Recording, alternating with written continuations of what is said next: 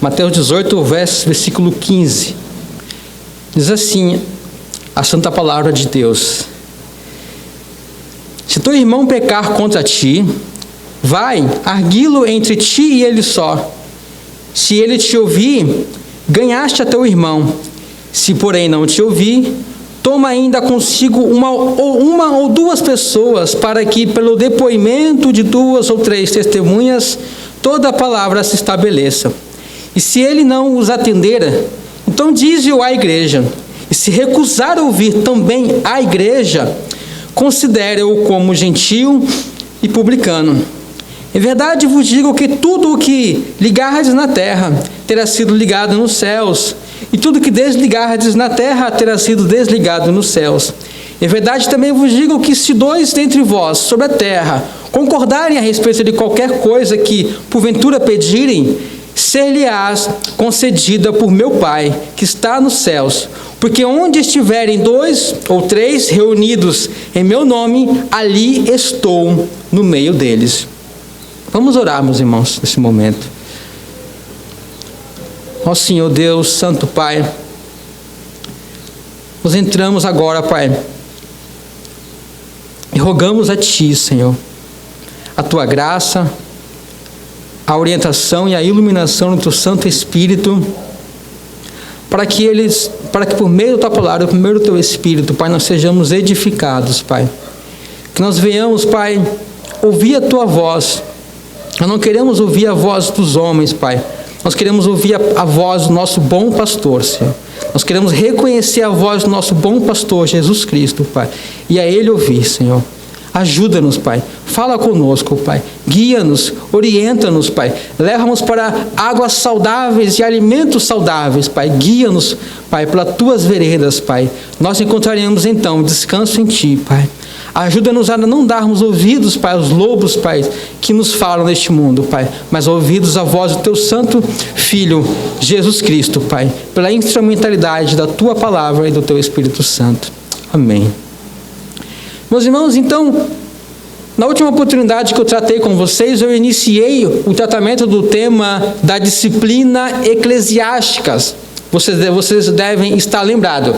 E ali vimos que a disciplina eclesiástica deve ser entendida justamente dentro daquele tema que nós estávamos trabalhando antes, que era a disciplina corretiva de Deus. E vimos que a disciplina eclesiástica, a disciplina que é operada por meio da igreja visível, ela é um instrumento da disciplina corretiva de Deus para com os seus filhos. Lembram? Vimos que Deus, como Pai, coloca os seus filhos debaixo da tutela da igreja, por assim dizer, para que esta cuide, ensine, edifique, também discipline e corrija os pecados dos filhos de Deus. E a igreja, então, tem a autoridade de Deus para isso, quando ela está realmente trabalhando de acordo com a palavra de Deus. Vimos também que a disciplina eclesiástica sempre foi, meus irmãos, reconhecida como a terceira marca de uma igreja saudável. Ficou entendido à luz da história que para se identificar se há uma igreja realmente bíblica em uma certa localidade, ela precisa ter desses três elementos. Não adianta ter 2 desses, não adianta ter um desses. É preciso ter 3 elementos para se identificar que ali há uma igreja de Cristo, uma igreja realmente bíblica. E quais são esses elementos? A primeira é a genuína pregação das Escrituras. A segunda é a correta, bíblica administração dos sacramentos. E a terceira é a correta disciplina eclesiástica. Se não houver esses 3 elementos, se faltar um desses elementos, meus irmãos, essa igreja ou ela não é uma igreja ou ela está muito doente. Certo? Não é uma igreja saudável. Definimos também a disciplina eclesiástica em 2 aspectos, em um aspecto mais geral e um aspecto mais específico. Vimos que, de modo geral, a disciplina eclesiástica é tudo aquilo que ela faz para ajudar os membros a buscarem santidade, a crescerem em Deus, no conhecimento de Deus e nas suas vidas, na luta contra o pecado. A pregação, o ensino, a oração, a adoração corporativa, relacionamentos e encorajamento mútuo, assim como a supervisão de pastores piedosos. Tudo isso, tudo aquilo que a igreja faz, meus irmãos, deve ser entendido como parte da disciplina eclesiástica. Tudo aquilo que está nos moldando, tudo aquilo que está nos fazendo crescer, que é realizado pela igreja, faz parte desse aspecto geral da disciplina eclesiástica. Mas vimos também que existe um aspecto mais restrito da disciplina eclesiástica, uma definição mais restrita, que seria o quê? Que é a ação da igreja, visível, organizada, do corpo da igreja, de corrigir os pecados na vida dos crentes. Isso implica, primeiramente, em corrigir-nos uns aos outros, em exortar-nos e admoestar-nos e confessar nossas culpas e sararmos uns aos outros. Mas isso inclui também a possibilidade da etapa final da excomunhão, certo? Da exclusão da comunhão, da membresia da igreja, por causa do não arrependimento de pecados graves. Certo? Não é só o pecado em si grave que vai fazer com que a pessoa precise chegar a esse último estágio de ser excluída da membresia da igreja, mas é o fato da pessoa pecar gravemente e não se arrepender, e não querer mudar, e não reconhecer. Isso demonstra um estado de uma pessoa que não é um filho de Deus, que não é um cristão, porque um filho de Deus, ele peca sim, mas ele se arrepende, ele reconhece, e ele busca mudança. Quando não há esse arrependimento, quando não há essa busca pela mudança, então a pessoa mesmo está agindo como não cristão, e nós devemos tratá-la como tal. Hoje, meus irmãos, eu quero começar enfatizando com vocês o aspecto comunitário da disciplina eclesiástica. Veja, nos textos que nós vimos na última vez a respeito da disciplina eclesiástica, nós destacamos um ponto que dá para perceber naqueles textos, e eu vou lembrar alguns deles para vocês nesta manhã também. Alguns deles, a maioria deles, não se dirige à liderança da igreja. A maioria dos textos que estão ensinando sobre disciplina eclesiástica não está sendo dirigida diretamente aos líderes. Os textos, na sua maioria, estão se dirigindo à igreja como um todo. É a igreja como um todo que está sendo chamada à responsabilidade de disciplinar o irmão, de corrigir o pecado na vida de um irmão. Por exemplo, Mateus 18, que é o que nós lemos, que é a passagem clássica para estruturar a questão da disciplina eclesiástica. O primeiro nível, o primeiro estágio da disciplina eclesiástica que esse texto mostra para nós é o quê? Ora, se teu irmão pecar contra ti, vai, repreende-o entre ti e ele só. Se te ouvir, ganhaste a teu irmão. Então, nesse primeiro estágio, já estará havendo a disciplina eclesiástica, meus irmãos. O irmão pegou contra você. Você vai privadamente, conversa com ele. Se ele te ouvir, se ele reconhecer, pedir perdão, está resolvido. Você ganhou o seu irmão. Já foi concluído o processo de disciplina eclesiástica. Esse é o primeiro estágio. Então, isso mostra que a disciplina eclesiástica não é uma função restrita do ministério pastoral. Eu lembro de um determinado pastor conhecido no nosso país. Uma vez ele falou que quando ele iniciou o seu pastorado numa determinada igreja, a primeira pregação dele, uma das primeiras coisas que ele comunicou para aquela igreja foi praticamente proibir a igreja de qualquer crente, de qualquer irmão membro daquela igreja vir reclamar com ele de algum irmão. De aquele irmão ali cometeu tal pecado, eu vou lá disciplinar ele. Ele proibiu. Em que sentido ele proibiu? No sentido de que o Novo Testamento coloca para nós como princípio, como base, como regra da disciplina eclesiástica, não é que se você vê o irmão pecar, você vai reclamar para o pastor. Se você vê o irmão pecar, você vai até ele e você corrigir.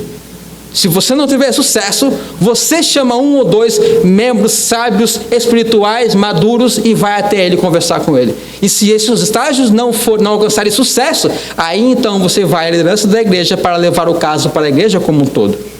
Então, nós temos que entender esse aspecto comunitário da disciplina eclesiástica. Isso é fundamental para a saúde da igreja e para o correto entendimento da disciplina eclesiástica. Por exemplo, Paulo vai dizer lá à igreja dos Coríntios, a respeito de um caso de disciplina gravíssima que eles precisavam fazer, mas não estavam fazendo. Ele diz, geralmente, ele escreve aos Coríntios, se ouve que há entre vós imoralidade, e imoralidade tal, como nem mesmo entre os gentios se vê.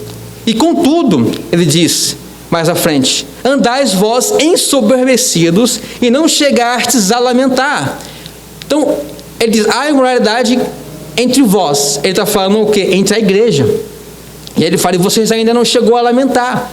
Ele está falando para quem? Para os líderes? Não, ele está falando para a igreja como um todo. E ele continua, para quê? Para que fosse tirado do vosso meio quem tamanho ultraje praticou. Nessa passagem clássica e importantíssima sobre a disciplina eclesiástica, Paulo não está dizendo para aquela igreja chamar a liderança, ele nem está se dirigindo à liderança daquela igreja de Coríntio sobre o tratamento que eles devem dar. Ele está se corrigindo a igreja como um todo, porque a igreja como um todo é responsável por disciplinar os irmãos. E aí, se ainda restou alguma dúvida do que eu estou dizendo, Gálatas capítulo 6, verso 1, deixa isso mais claro do que nunca. Paulo vai dizer à igreja de Gálatas: irmãos, se alguém for surpreendido em alguma falta, ele diz, chama a liderança da igreja para corrigir?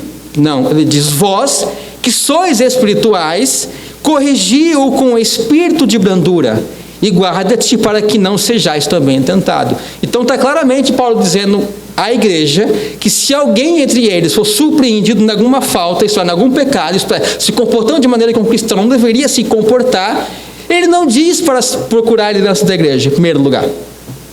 A não ser que você não tenha condições de tratar, a não ser que você não teve sucesso em tratar o caso, aí você procura a sabedoria, o discernimento e a da liderança da igreja. Mas ele diz, vós que sois espirituais. Vós que sois espirituais, corrigiu com espírito de brandura. Aqueles que são espirituais, aqueles que são, isto é, maduros na fé, aqueles que têm sabedoria, aqueles que têm maturidade, discernimento, conhecimento da palavra de Deus, esses são convocados para a correção, para disciplinar os irmãos quando um outro irmão, quando ele é visto numa situação perigosa ou claramente contrariando a sua posição como cristão. Então você vê também, a partir desse texto, eu não vou poder entrar nesses detalhes, mas eu devo destacar para todos nós ficar bem claro aqui, para que semana que vem nós não tenhamos um problema aqui, porque todo mundo resolveu meter o dedo na cara de todo mundo e falar a ver com todo mundo, elas vão ter realmente o problema de disciplina eclesiástica no domingo que vem, porque vai estar todo mundo brigado com todo mundo. Então nós tentamos entender que, ok, nós devemos corrigir uns aos outros, ok, mas tem a maneira correta de fazer isso e a maneira errada de fazer isso. Isso é muito importante. Aí eu poderia dizer aqui uma lista de princípios que a Escritura nos dão para nortear esse processo. E esse texto aqui é um deles. Esse texto aqui praticamente proíbe alguém de corrigir um irmão se essa pessoa não for espiritual.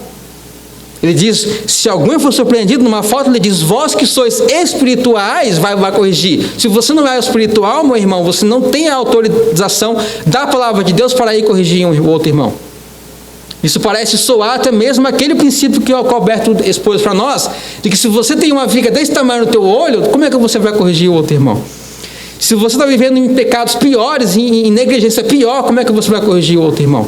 É necessário que você cure primeiro o seu olho, que você tenha a maturidade, que você lidou primeiro com os seus pecados, e ainda que você não seja perfeito, você está lidando, está levando a sério, você tem uma maturidade na fé, uma espiritualidade desenvolvida, aí você é chamado e convocado pela palavra de Deus, pela Escritura desse texto, aí corrigir o seu irmão.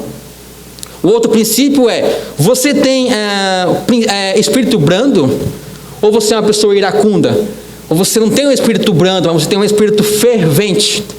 Se você tiver esse espírito fervente, se você é iracundo, se você não sabe falar com mansidão, esse texto aqui também está proibindo você de corrigir o irmão. Porque ele diz que você deve corrigir o irmão de determinada maneira. Como? Com um espírito brando, com calma, com tranquilidade, com mansidão. O mesmo princípio Paulo vai dizer ao jovem Timóteo, que ele pastoreava uma igreja também.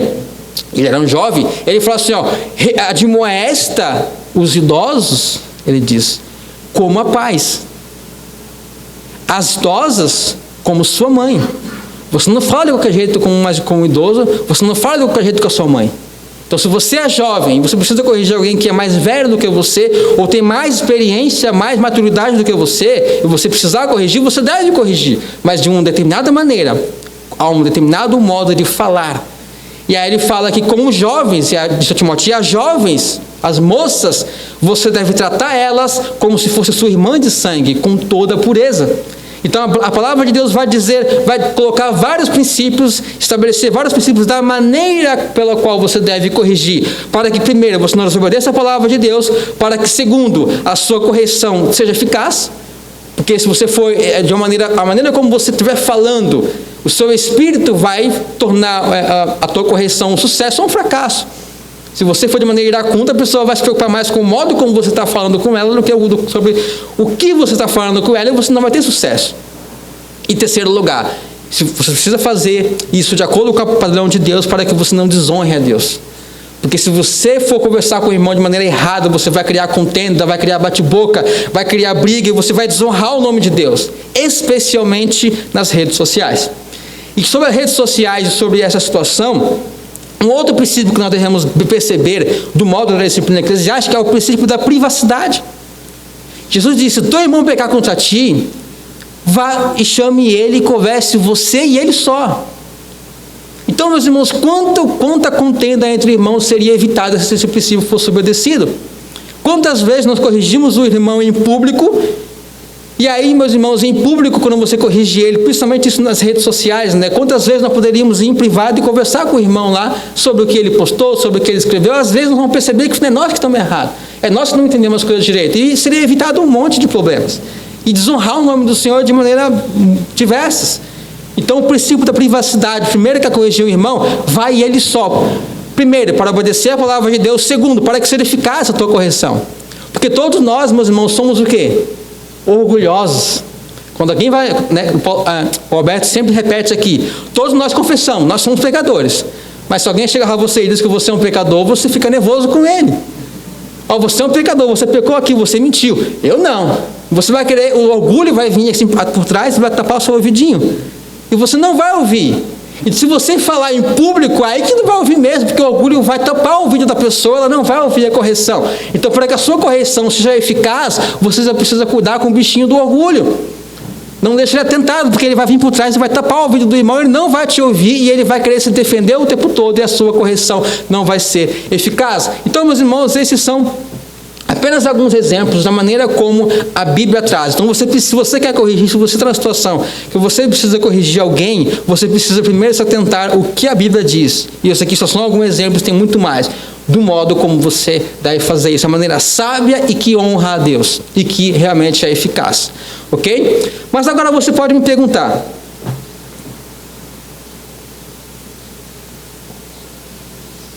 por que eu estou dando tanta ênfase a esse primeiro estágio da disciplina eclesiástica e não aos últimos, como nós estamos mais acostumados a entender e ver a disciplina eclesiástica, né? O último estágio, quando o pastor é chamado e a situação está feia, e aí um é excomungado, afastado da ceia do Senhor, e o pau pega, né? Mas enfim, por que eu estou enfatizando o primeiro estágio? Sabe por quê, meus irmãos? Porque é principalmente por negligência a esses primeiros estágios da disciplina eclesiástica, meus irmãos, que os últimos estágios se tornam necessários. Veja, meus irmãos, casamentos não acabam do dia para a noite. Não é de uma hora para outra, meus irmãos, que de repente o casal não se dão mais e tem que se divorciar. Quando o pastor é chamado para ir a uma casa para resolver uma questão de que o homem quer ir embora, a mulher quer ir embora, e a situação está completamente irremediável, e o outro não e os cônjuges simplesmente não querem mais saber um do outro, não tem mais como viver, não é de uma hora para outra. O pastor vai perguntar: tá, mas semana passada vocês estavam bem, o que aconteceu agora que vocês não têm mais como ficar junto? Aí o pastor vai descobrir o quê? Não, pastor, é que há 2 anos atrás começou isso. E esse outro pecado. E tudo isso não foi tratado. Não foi corrigido o pecado nos seus primeiros estágios. Aí, meus irmãos, acontece se não for tratado os primeiros estágios do pecado, não for devidamente disciplinado, ele vira uma bola de neve, meus irmãos, e quando o pastor é chamado, a situação está irremediável.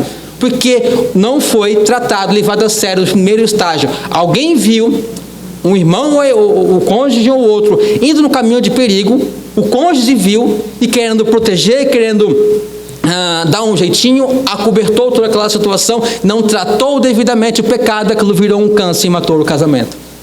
Do mesmo modo, meus irmãos, adultérios não ocorrem de uma hora para outra. Há todo um processo, meus irmãos, que leva até isso. E na maioria das vezes é possível enxergar um caminho que está indo para lá. E é possível corrigir o irmão, chamar a atenção o irmão para impedi-lo de chegar a essa situação trágica. Da mesma forma, fornicações. O que são fornicações? Relações sexuais entre pessoas que não são casadas. Fornicações, meus irmãos, não ocorrem de uma hora para outra. Não acontece como um passe de mágica, como um acidente. Da mesma forma, gravidez indesejada com membros que não são casados, mais do que os demais, meus irmãos. Todos esses pecados dão avisos antes, mas ninguém fala nada, ninguém faz nada, ninguém corrige, e quando vê, a situação chega a ser trágico. Do mesmo modo, um irmão não deixa de falar com o outro de uma hora para outra. Do mesmo modo, o abandono do culto público e da igreja não acontece de uma hora para outra. Especificamente esse pecado do abandono ao culto público, meus irmãos, nunca é um pecado somente em si. O abandono ao culto público, ele é uma quebra do 4º mandamento, que diz que nós devemos guardar o dia do Senhor, nos reunimos com nossos irmãos, cultuarmos ao Senhor, certo? Esse em si, o abandono do culto público em si é um pecado, é uma quebra de um dos 10 mandamentos. Esse é um princípio básico, mas esse é um pecado que sempre mostra que há outros pecados que estão por trás. Porque quando alguém deixa de frequentar o culto público, sempre é por causa de outros pecados que ele está cometendo. Ele está querendo encobertar isso, a sua consciência está pesando, ou outros motivos, e ele deixa de frequentar o culto público. Então, meus irmãos, vejam que é por negligência aos primeiros estágios, a não tratar o pecado no seu início, que a situação chega a ser tão terrível depois. E por que, meus irmãos? Por que essas coisas chegam a este ponto? Por quê? A resposta a isso, meus irmãos, ela é dura, mas ela é a verdade, precisa ser dita. Na maioria das vezes, é porque quando nós vemos alguém num caminho pecaminoso, ou num caminho que denota alerta e perigo, nós não dizemos e não falamos nada. Veja, para alguém sair do caminho estreito e ir até um abismo e cair do abismo, há todo um trajeto até lá, que é pavimentado com pecados menores, até que ela sobe e de lá ela cai no precipício. Quando nós vemos alguém saindo do caminho estreito, saindo de um comportamento, de um padrão bíblico, de como deve ser um cristão, a maioria de nós percebe. As pessoas do seu lar, da sua casa percebem, os seus amigos percebem, a igreja percebe, e se não fazemos nada, meus irmãos, a situação chega nesses níveis mais terríveis. E por que não fazemos nada? Eu poderia citar alguns exemplos a vocês aqui para ajudá-los nesse ponto. Eu gostaria de destacar 3 motivos pelo qual nós não corrigimos nossos irmãos. 3 motivos. O primeiro dele, e o mais básico, é a covardia. Por quê? Ir conversar com alguém sobre uma falha dela, não é apenas desconfortável para a pessoa, é desconfortável para nós. É desconfortável para nós, é difícil para nós, é um peso para nós. E aí nós nos acovardamos e não falamos nada. Covardia. Segundo, egoísmo. Eu vou falar para essa pessoa sobre o cara que está fazendo de errado. E o que ela vai pensar de mim? Porque eu estou preocupado com o que vai pensar de mim, egoísmo, eu não corrijo. Terceiro lugar, proteção. Nós não queremos perder o bem-estar, a alegria e a felicidade dos nossos relacionamentos. E para proteger esse bem-estar no relacionamento, nós ficamos quietos. Fazemos vista grossa para aquilo. E não corrigimos a pessoa. Por quê? Para proteger o bem-estar. Ou, em alguns casos, para proteger a pessoa de alguma forma. Não vou falar nada porque a pessoa pode acontecer assim com ela. Nós queremos proteger ela. Aí encobertamos o pecado e deixamos ela andando no pecado. Esses são os motivos, meus irmãos. Quer ver só? Pais, por exemplo, não corrigem os seus filhos, não disciplinam corretamente os seus filhos por esses 3 motivos. Primeiro, covardia. É desconfortável para o pai corrigir os filhos. Principalmente os filhos, tem que corrigir eles perseverantemente. É todo dia, às vezes, a mesma falta. Tem que estar corrigindo. É desconfortável, é um peso para o pai. Então, por isso, ele negligencia a correção. Da mesma forma, o egoísmo. O pai não quer ser mal visto pelos filhos. Ou o irmão não quer ser mal visto pelo outro irmão. E da mesma forma, a proteção. Os pais querem manter o lar tranquilo. Eles não querem deixar o ambiente num lar tenso. Ou eles não querem deixar o relacionamento com o filho prejudicado, abalado, tenso, nebuloso. Ele, para proteger o relacionamento, ele não corrige. Ou não corrige tudo o que devia corrigir. Do mesmo modo, o marido, falando dos cônjuges, eu vou falar com o marido, mas da mesma forma as esposas podem entender o contrário. Os maridos não corrigem suas esposas quando veem elas no caminho pecaminoso, cometendo pecados. Por quê? Primeiro, covardia. Ele é covarde. Por quê? Porque ele não quer enfrentar a situação. É desconfortável enfrentar aquela situação. Então ele se acovarda, então ele faz vista grossa. Egoísmo também. O marido não quer ser visto pela esposa como chato, como fanático, como legalista e nem outras coisas mais. Então, por causa que ele pensa na maneira como ele quer ser visto pela esposa, ele não corrige. E proteção, principalmente proteção, meus irmãos. E principalmente em relação aos maridos, aí se encaixa muito isso. O marido quer proteger o bem-estar no relacionamento, ele quer manter a felicidade no relacionamento. Então ele não quer falar daquilo que incomoda a esposa. Ele não quer mexer no vespeiro. Ele não quer despertar as forças das trevas. Então ele não fala nada.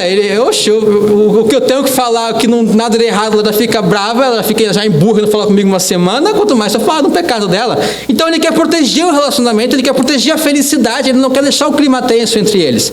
Então ele pega e deixa abaixo, deixa quieto. Só que tem um problema, meus irmãos. Da mesma forma, os irmãos não corrigem os outros por esses 3 motivos. Só que tem um problema, meus irmãos. Tudo aquilo que você quer proteger, ocultando e deixando quieto o pecado na vida dessa pessoa não irá poupar. Nós queremos proteger o bem-estar no lar, mas o pecado não vai manter. Ele não vai poupar o bem-estar no lar. Ele não vai poupar. Nós queremos manter o relacionamento com a pessoa. Aí não corrijam. Aí você acha que o relacionamento vai ser mantido se o pecado ficar lá? Não vai. As Escrituras descrevem o pecado como o quê, meus irmãos? Como uma lepra, por exemplo. E a lepra, ela primeiro começa em uma parte do corpo. Mas ela não fica naquela parte do corpo somente isoladinha ali, sem sair dali. Ela começa a caminhar pelo corpo e começar a matar todo o organismo. E ela domina o corpo inteiro da pessoa. E ela mata a pessoa. Aquilo que nós queremos proteger, meus irmãos, ao proteger e a manter e fazer vista grossa para o pecado, esse pecado não irá poupar. Da mesma forma, você imagina uma fruta que tem uma regiãozinha ali podre. E você diz, não tem nada, eu não vou me incomodar em ir lá e pegar uma faquinha e tirar aquela parte podre. Eu vou deixar assim. Aí você volta uma semana depois, o que aconteceu? Aquela regiãozinha podre apodreceu toda a fruta. Da mesma forma, meus irmãos, isso é com nossos casamentos. Principalmente casamentos. Pecados não tratados tornam-se câncer e matam o casamento. Pecados não corrigidos, que não é pedido ajuda, que é encobertado ali a situação, quando vê, matou o casamento, relacionamentos, namoros, amizades, vínculos entre os irmãos, não tratou a situação que estava desconfortável no começo, no final, meus irmãos, o pecado não irá poupar isso. Você quer proteger certas coisas, mas o pecado não irá poupar. Essas são, meus irmãos, as dificuldades que você enfrenta ao disciplinar alguém. Ao disciplinar alguém, essas são as dificuldades que você enfrenta. Mas quais são as dificuldades que você enfrenta quando é você que está sendo disciplinado? Quais são as dificuldades quando você é que está sendo corrigido? Quais são as dificuldades que você enfrenta?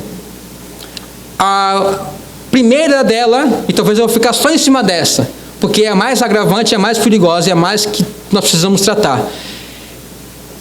Quando você é corrigido, meus irmãos, por um pecado, por uma falha, quando você é chamado a atenção por uma coisa errada que você está fazendo, você não está percebendo, ou você não está querendo perceber, a maior dificuldade é o seu individualismo e o seu senso de independência.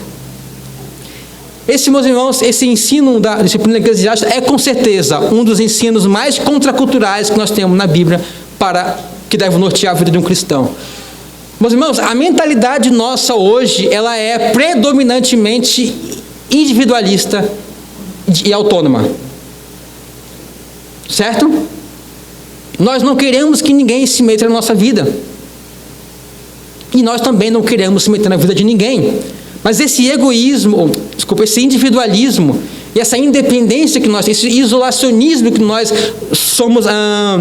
temos essa mentalidade, é totalmente contrário, meus irmãos, ao ensino de que a igreja e o que os cristãos devem ser. Por exemplo, essa doutrina implica em que cada cristão está debaixo da supervisão e do cuidado dos demais cristãos. Paulo vai dizer aos Efésios, sujeitando-vos uns aos outros no temor do Senhor. Olha o que ele diz, sujeitando-vos uns aos outros no temor do Senhor. Aos Tessalonicenses, Paulo vai dizer, por isso, exortai-vos uns aos outros e edificai-vos uns aos outros. Então veja que não tem independência aqui, não tem isolacionismo aqui. Nós devemos nos sujeitar uns aos outros. Nós devemos corrigir e exortar e edificar uns aos outros. Cada cristão está comprometido com os demais, como em um só corpo, que foi chamado para viver em comunidade. Comunidade significa comum. Uma vida em comum com os demais. Esse é o padrão bíblico de uma comunidade cristã, de uma igreja. O individualismo e a independência é totalmente contrário a isso. É negar o ensino de Cristo. Cristo disse, e isso vos mando, que vos ameis uns aos outros. Amar uns aos outros, meus irmãos. Como é que eu posso amar alguém se eu vejo o mal vindo sobre a vida da pessoa e eu fico quieto na minha? A palavra de Deus diz por meio de João, se alguém diz amar, e alguém pode fazer o bem e não faz, este peca. Se alguém pode fazer o bem a alguém e não faz, este peca. Quando nós vemos alguém no caminho pecaminoso ou no comportamento pecaminoso, não fazemos nada, isso não é amor. Veja, meus irmãos, a pobreza é um tipo de maldade, uma coisa ruim, um tipo de mal, vamos dizer assim. A doença é um tipo de mal. Se você puder privar uma pessoa de uma doença, você fez o bem a ela. Isso é o que um cristão deve fazer, amar o outro.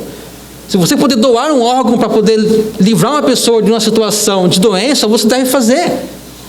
Se você puder ajudar financeiramente uma pessoa para livrar ela de uma situação de pobreza, de escassez, você deve fazer, por amor, porque nós amamos uns aos outros, devemos cuidar uns dos outros. Agora, meus irmãos, qual é o mal maior? Pobreza, doença ou pecado? A pobreza nos priva de alguns bens momentâneos, temporais. A doença nos livra de um certo conforto, de um certo bem-estar no mundo. Mas só o pecado nos priva de Deus. O profeta diz que as vossas iniquidades fazem separação entre vós e o vosso Deus. Só o mal do pecado nos priva de Deus. O mal maior, meus irmãos, é o pecado. Isso nós devemos amar uns aos outros, devemos cuidar uns dos outros, devemos cuidar uns dos outros no que tange aos pecados uns dos outros. Se você faz vista grossa e não corrige, você não está amando, você não está sendo igreja como Cristo disse que nós devemos ser. Amai uns aos outros. O apóstolo Tiago vai dizer, confessai as vossas culpas uns aos outros, orai uns pelos outros para que sareis do pecado, meus irmãos. Ele não diz confessai as vossas culpas ao padre. Ele não diz confessai as vossas culpas ao Papa. Ele não diz confessai as vossas culpas ao apóstolo, ao pastor. Ele diz confessai as vossas culpas uns aos outros. Ele não diz que você deve pedir oração para o Papa, pedir oração para o padre, pedir oração para o pastor, que subiu ao monte e tem muita unção. Ele diz orai uns pelos outros. E ele diz você vai sarar. É uns aos outros, meus irmãos. O padrão bíblico de a comunidade cristã no Novo Testamento não é que os cristãos estão debaixo da supervisão somente dos pastores. Os irmãos, os cristãos, a comunidade cristã está debaixo da supervisão um dos outros. Cada cristão aqui, sim, biblicamente, corretamente, deve estar debaixo da supervisão uns dos outros. Esse é o padrão bíblico, sujeitai-vos uns aos outros, exortai-vos uns aos outros, amai-vos uns aos outros, confessai as vossas culpas uns aos outros, orai uns pelos outros, aconselhem-se mutuamente uns aos outros. Nós, meus irmãos, a comunidade cristã, nós devemos estar tratando o pecado na vida uns dos outros. As mulheres devem estar conversando com a outra sobre os seus pecados. Os homens devem estar conversando uns com os outros sobre os seus pecados, ajudando uns aos outros. Os adolescentes devem estar conversando uns com os outros em relação aos seus pecados, ajudando e aconselhando uns aos outros. E por isso todos precisamos crescer em sabedoria, crescer em espiritualidade. Todos precisamos crescer em conhecimento de Deus, conhecimento das Escrituras. Isso é ser igreja, meus irmãos, segundo o Novo Testamento. Nós somos chamados a ser esse tipo de igreja. E Paulo vai dizer aos Efésios: por isso deixai a mentira e falar a verdade, cada um para com o seu próximo, porque somos membros uns dos outros. Nós somos membros uns dos outros, não podemos mentir uns aos outros, não precisamos, não devemos encobertar os nossos pecados uns aos outros, devemos falar a verdade uns aos outros. A nossa ajuda está ao lado, nosso socorro na nossa situação difícil está ao lado de nós. E o nosso maior problema hoje, meus irmãos, é que nós vivemos a doutrina de Caim e não a doutrina de Cristo. A doutrina de Cristo é a que eu falei a você aqui, mas qual é a doutrina de Caim? Quem é Caim? Lembra de Caim, que matou o seu irmão Abel? Lembra qual foi a pergunta que Deus chegou a ele e lhe fez para Caim? Em Gênesis 4, versículo 9, o Senhor Deus chega a Caim e pergunta: Caim, vem cá, cadê o seu irmão Abel? Aí Caim responde para o Senhor assim: não sei, acaso o Senhor é o guardador do meu irmão? Essa é a doutrina de Caim. A doutrina de Caim ensina: sou eu por acaso o guardador da vida de meu irmão? O Senhor quer saber do meu irmão e só pergunta para mim se eu sei da vida dele? É isso mesmo. Como, meus irmãos, qual é a resposta que você daria a Caim? Que você acha que seria correta a dar a Caim aqui? Sou eu o guardador da vida do meu irmão? A resposta é: sim, Caim, você é guardador da vida do seu irmão. Sim, Caim, você deve saber onde o seu irmão está. Sim, Caim. E assim, hoje em dia nós só mudamos um pouquinho as coisas. Em vez de nós dizermos: sou eu o guardador da vida do meu irmão, nós também, além de dizer isso, também dizemos: por acaso eu, meu irmão, o guardador da minha vida? Como é que um cainita pensa hoje? Um cainita pensa da seguinte maneira: ora, eu sou dono da minha vida, eu faço dela o que eu quiser, e ninguém tem nada a ver com isso. É assim que os cainitas hoje pensam, meus irmãos. Agora a pergunta é: você é um cristão ou você é um cainita? Você tem que decidir.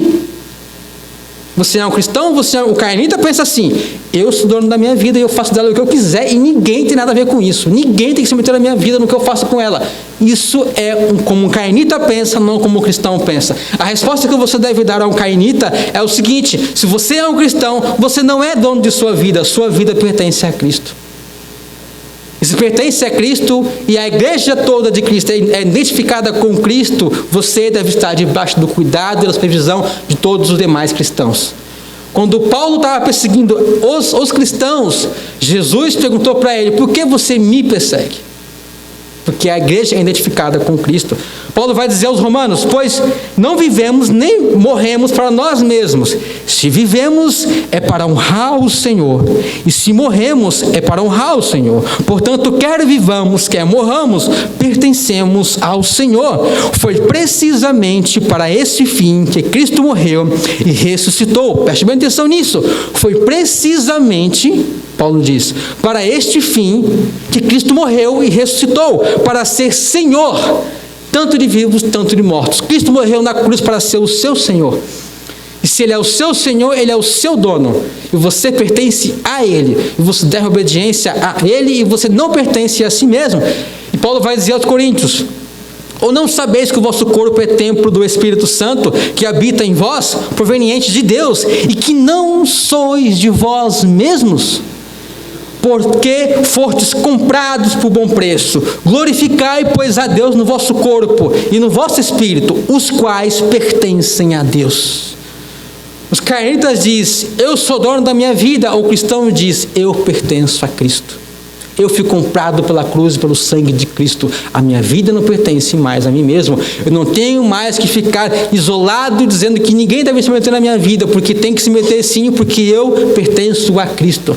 Todos aqueles que vêm em nome de Cristo, segundo a sabedoria e a palavra de Cristo, deve ter espaço para me aconselhar, me exortar e corrigir meu caminho. Aqueles que vêm em nome de Cristo, segundo os princípios da palavra de Deus, de Cristo. Ok? E também, uma outra resposta que deve ser dada aos cainitas é: meus irmãos, preste bem atenção, as decisões que você toma em sua vida irá afetar inevitavelmente as pessoas com quem você está ligado, ou as pessoas com as quais você está ligado, inevitavelmente. A palavra de Deus que foi lida aqui na liturgia diz: assim, há muitas partes, mas um só corpo. O olho não pode dizer à mão, não preciso de você. Está aí? A cabeça não pode dizer aos pés, não preciso de você. Ao contrário, algumas partes do corpo que parecem mais fracas são as mais necessárias. Isso faz que haja harmonia entre os membros, de modo que todos cuidem uns dos outros. Se uma parte sofre, todas as outras sofrem com ela. As decisões que eu tomo afetam inevitavelmente todas as pessoas com as quais eu estou comprometido. E ele continua: se uma parte é honrada, todas com ela se alegram. Todos juntos, todos vocês são corpo de Cristo e cada um é parte dele, é uma parte dele. Simples assim, meus irmãos. Simples assim. Nós somos um corpo. Se a minha perna estiver fraturada, eu posso dizer, não tem problema, eu tenho outra perna, a outra perna está boa, está tudo bem? Claro que não. Se uma perna está fraturada, eu vou tratar com essa perna porque eu preciso dela. Sabe que eu tenho 5 dedos que eu posso, se um quebrar, eu não preciso tratar. Pense também, para ficar mais próximo um exemplo, pense numa equipe de futebol. Uma equipe de futebol é formada por 11 indivíduos. Mas 11 indivíduos, quando estão na equipe, quando estão em campo, não são mais indivíduos isolados. Eles são agora uma equipe. E um dos jogadores não pode simplesmente ficar cometendo falta adoidada. Se ele começar a cometer falta adoidado, os jogadores da equipe vão dizer: meu irmão, amigo, vamos maneirar, vamos tomar cuidado. Por que eles vão fazer isso? Ele pode dizer assim: meu irmão, cuida da sua vida, eu cuido da minha. Não, aqui é uma equipe, nós somos um time. Se você for expulso, toda a equipe será prejudicada. Se você perder a bola para o time opositor, toda a equipe vai ser prejudicada. Então, essa é a ideia, meus irmãos. O jogador, quando está em campo, quando está na equipe, ele agora não tem que fazer todas as coisas de acordo com o pensamento dele. Ele tem que fazer todas as coisas de acordo com a ideia de que ele está numa equipe. E que quando um dos jogadores vai lá na frente e marca o gol, toda a equipe vibra, porque foi ele que fez o gol. O goleiro lá atrás, vibra, por quê? Porque ele fez o gol. Mas foi ele que fez o gol? Não, foi o jogador, mas ele é um só com ele no campo, em campo. Esse é um exemplo muito simples e muito falho, até se comparado com a glória que é a igreja. E realmente o exemplo do corpo é muito mais completo a respeito disso. Mas isso deve nos fazer entender que nossas decisões não são indiferentes, meus irmãos. O modo como nós andamos não são indiferentes. Nós iremos afetar a nossos irmãos, especialmente nossa família. Especialmente nossa família. Nossas decisões irão prejudicar ou favorecer a nossa família, meus irmãos. Essa é a ideia bíblica. Portanto, o individualismo é contrário ao ensino de Cristo. E precisamos aprender, então, a corrigir e a ser corrigidos uns pelos outros. Se você é um cristão, precisa aprender a escutar os outros e a examinar o seu caminho e corrigi-los no que for necessário para que você se torne um membro saudável do corpo de Cristo, que é a igreja, meus irmãos. Nós precisamos aprender a ser corrigidos e a dar ouvidos à correção. Por quê? Porque nós somos perfeitos? Não, porque nós somos pecadores. Pecadores realmente têm um coração que é totalmente enganoso. A Escritura diz que o coração do homem, ele é o mais enganoso do que todas as coisas que existem.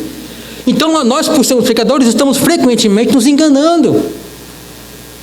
E aí estão fazendo o quê? Provérbios nos alerta: há caminhos que para o homem são caminhos de vida, mas o fim dá para a morte. E se eu estou sozinho, eu sigo naquele caminho alegremente, achando que é caminho de vida, e dou na morte. Mas se eu estou com outros, os outros me alertam a respeito do meu caminho e dizem: olha, vem morte à frente. Você não pode, não deve continuar seguindo esse caminho. Ele deve ser alertado e ajudado. Isso é amor, isso é cuidado, isso é a comunidade cristã. Entenda, meus irmãos? Para dar um exemplo disso, de como funcionaria isso na prática, para tentar ajudar vocês, tá, meus irmãos? Para ilustrar um pouquinho isso, como é glorioso isso, como é importante isso, eu vou dar um exemplo pessoal meu, de como a disciplina eclesiástica foi fundamental na minha vida. Quando eu tinha meus 17 anos, lá em São Paulo, eu estava começando a ir à igreja, mas eu era bem descomprometido com Deus, eu não queria saber de Deus realmente. E eu ia para a igreja um tempo, depois ficava no mundo, depois eu ia para a igreja um tempo, não tinha compromisso com Deus. Ora eu ia, ora não ia, e eu fazia o que eu bem entendia. Nesse período que eu estava indo à igreja, estava indo na igreja, eu ainda não era convertido, ele não estava levando as coisas a sério. Certa noite, no meio da semana, eu tinha um amigo meu que era dessa igreja. Certa noite eu estava indo caminhando na rua com ele, e eu estava lá todo empolgado, contando para ele algumas coisas que eu tinha feito naquela semana. E eu contando para ele que eu fiz assim, fiz assado, e foi muito legal, e foi muito bacana. E todo empolgado contando para ele uma coisa que eu tinha feito, uma descoberta nova da minha vida. E eu contando para ele. Daí ele me ouviu, e quando terminou, surpreendentemente, ele disse: olha, Diego, isso aí, na verdade, que você está me contando é tudo pecado. Um cristão não pode viver assim, não pode fazer isso que você está falando aí. Isso aí, um cristão não vive assim. Um cristão, ele vive assim, assim, assim, assado. Nessa área, assim, o princípio bíblico é você viver assim, assim. Tudo isso você me contou ali, ó, você não sabia, mas é pecado. Qual foi a minha reação? Eu ri da cara dele, né, meus irmãos?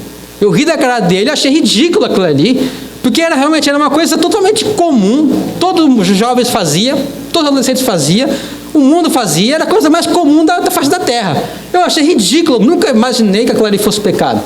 E eu fui para casa desdenhando dele, achando que ridículo aquilo ali, e esqueci, toquei a vida.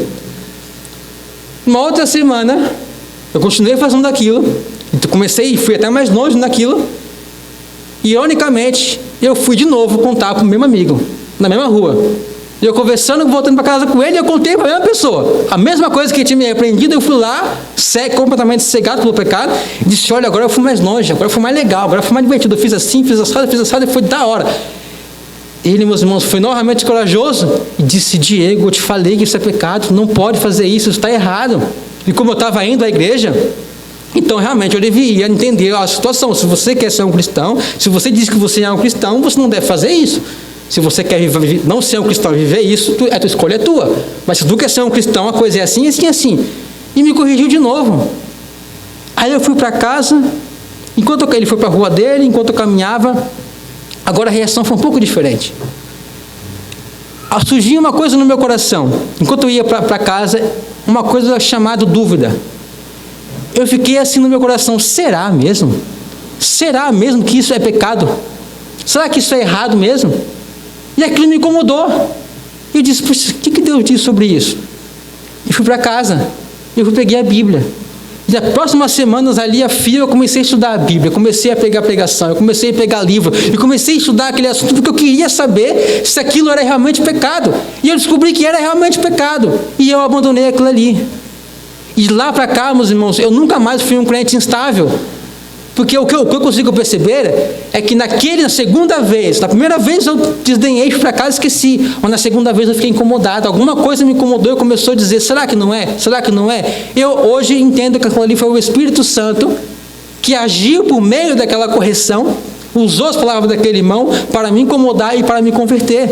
E de lá para cá, meus irmãos, eu só cresci e nunca mais me afastei da fé e tenho crescido cada vez mais.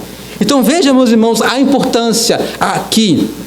A eficácia da nossa correção não está restrita às nossas palavras em si, mas no uso que o Espírito Santo irá fazer das nossas palavras.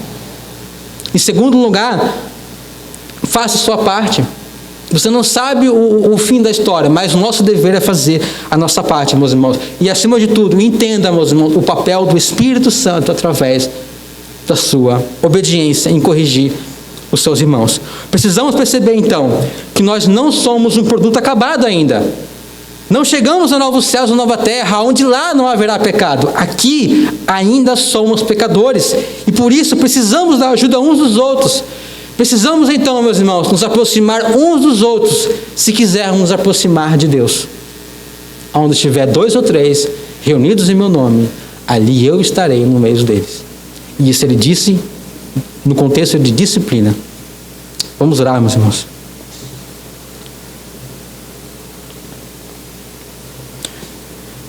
Ó Senhor Deus, Santo Pai, nós te agradecemos muito, Senhor, por esta Tua palavra, Senhor. Te agradecemos muito porque a Tua palavra realmente é lâmpada para os nossos pés, Pai. É luz para os nossos caminhos, Senhor. Se nós quisermos andar em trevas, Senhor, é a nossa própria decisão, é a nossa própria escolha, nossa própria rebeldia, Pai, que estará nos levando, Senhor.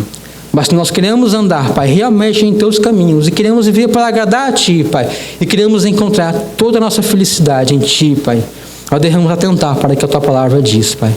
E para isso, Pai, te damos graça, o Senhor nos deu os nossos irmãos, Pai. O Senhor nos deu uma igreja, Senhor, que tudo o que ela faz, Senhor, é para iluminar os nossos caminhos, Pai, e nos ajudar, Pai, a ouvirmos a voz do nosso bom pastor, e então sermos guiados, Senhor, a pastos verdejantes, Pai, a águas cristalinas, Senhor, e encontrarmos vida em Ti, Pai. Tu és a luz do mundo, Pai. Tu és o pão da vida, Pai. Tu és a água, Senhor, que se nós bebermos de Ti, Pai, nunca mais teremos sede. Se nós comermos de Ti, Pai, jamais teremos fome, Senhor. Se nós ouvirmos a Tua voz, Pai, seremos Tuas ovelhas, seremos guiados por Ti, Pai. E a nossa morte, Pai, será gloriosa, Pai, porque no último dia seremos ressuscitados, Pai, e estaremos para sempre, Pai, guardados por Ti, Pai, em comunhão contigo, Pai. Por isso, Pai, não deixe nos afastarmos de Ti, Pai. Não deixe nós sermos desviados do caminho por atrações, Pai. Que sejamos humildes para ouvirmos a correção dos nossos irmãos, Papai. Que sejamos ousados e corajosos para corrigirmos os nossos irmãos, Pai. Ó Deus, eu rogo para que o Teu Santo Espírito caia sobre a Sua igreja, Pai, e que então nós sejamos edificados, Pai, e que possamos ouvir a Tua voz, Pai, por meio da instrução bíblica que vem pela boca de um irmão, Senhor. Ó Pai, ajuda-nos, Pai, pelo Teu Espírito, Pai, e que a Tua palavra, Pai, seja abundante, Pai, rica, Pai, em nosso meio, Pai. E então, Papai, sejamos plenos em Ti, Pai,